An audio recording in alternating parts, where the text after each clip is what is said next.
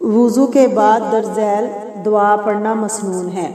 حضرت عمر بن خطاب رضی اللہ تعالیٰ عنہ کہتے ہیں کہ رسول اللہ صلی اللہ علیہ وسلم نے فرمایا، اگر کوئی شخص مکمل وضو کر کے یہ دعا پڑھ لے، اشہد ان لا الہ الا اللہ وحدہ لا شریک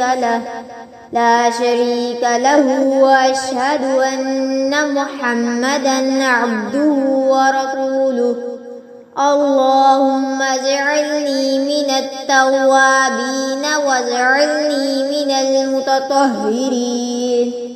میں گواہی دیتا ہوں کہ محمد صلی اللہ علیہ وسلم اللہ کے بندے اور اس کے رسول ہیں، تو اس کے لیے جنت کے 8 دروازے کھول دیے جاتے ہیں کہ جس سے چاہے داخل ہو۔